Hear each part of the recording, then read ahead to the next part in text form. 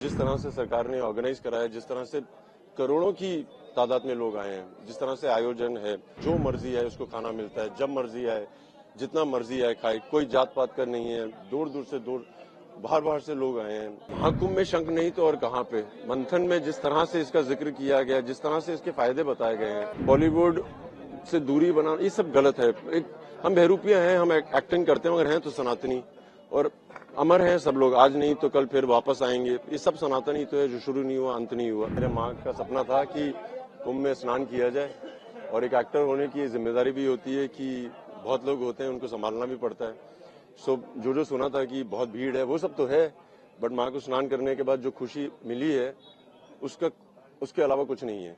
और जिस तरह से सरकार ने ऑर्गेनाइज करा है, जिस तरह से करोड़ों की तादाद में लोग आए हैं, जिस तरह से आयोजन है, हर अखाड़े में, जैसे मैं यहाँ पे बात कर रहा था, जो मर्जी है उसको खाना मिलता है, जब मर्जी आए, जितना मर्जी आए खाए, कोई जात पात का नहीं है, दूर दूर से दूर बाहर बाहर से लोग आए हैं, हर देश से आए हैं। और जिस तरह से हम हिंदुस्तान को रिप्रेजेंट कर रहे हैं, मुझे लगता है कि इनके पास आके इनको सत्कार देना बहुत जरूरी था। कुंभ आने का क्या और कुंभ की तैयारियों को लेकर? नहीं, जैसे मैंने कहा कि कुंभ आना मेरी माँ के लिए बहुत जरूरी था। यहाँ पे शंखनाद करना बहुत जरूरी था, क्योंकि समुद्र मंथन में ये भी एक बहुत अहम चीज थी। यहाँ पे सब प्राणायाम की बात करते हैं, मैं गुरुजी से भी बात कर रहा था, प्राणायाम का जिक्र होता है। शंखनाद एक ऐसा चीज है कि आपको हर तरह का प्राणायाम करवाती है, आपकी सांसों को आपके संयम में लाती है। और आज की अधिकतर जो बीमारियां हैं, मुझे लगता है वो सांसों से रिलेटेड हैं।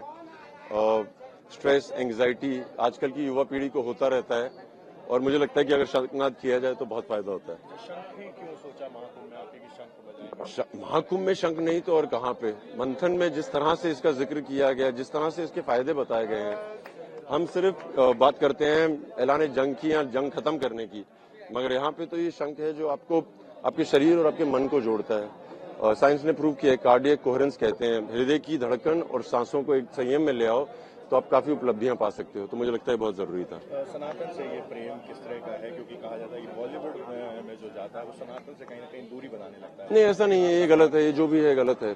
बॉलीवुड से दूरी बनाना, ये सब गलत है। हम बहरूपिया हैं, हम एक्टिंग करते हैं, मगर हैं तो सनातनी और अमर हैं सब लोग। आज नहीं तो कल फिर वापस आएंगे। ये सब सनातनी तो है, जो शुरू नहीं हुआ अंत नहीं हुआ। उससे जरूरी था कि ये जो है ना हमारे योद्धा, ये जितने भी अखाड़े हैं, ये जाने जाते हैं अपनी शारीरिक बल के लिए भी, मानसिक शक्ति के अलावा शारीरिक बल। मेरी जिम्मेदारी थी एक हिंदुस्तानी मार्शल आर्ट रिप्रेजेंट करने वाला, क्योंकि इनको आके मिला जाए, इनसे बातें की जाए, इनका ज्ञान देखा जाए, इनके साथ वर्जिश की जाए, जो मैंने की और बहुत मजे किए। जिस तरह से आप देख रहे हैं, हर इंसान किसी भी उम्र का वो शंख बजा रहा है। इसका मतलब है उनका लंग्स, उनकी जो कार्डियक कोहेरेंस है, इनकी सांसें अपनी क्षमता में अपने संयम में लाना, सब है। फिजिकली मेंटली बहुत फिट लोग हैं, अधिकतर लोग। युवाओं को किस तरह का एक संदेश यहाँ से दे रहे हैं?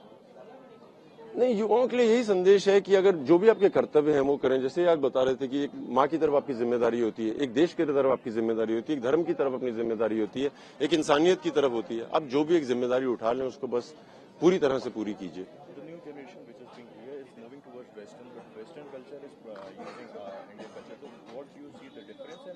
नहीं, योगा क्या है कि हिंदुस्तानी ही परंपरा का है। जब अंग्रेज आए थे 1800 मिड 1850s में, तो अंग्रेजों ने क्या किया कि हिंदुस्तानी आराम से बैठते थे, उनको लगा ये लेजी है, मूव योरसेल्फ, वो सब हुआ।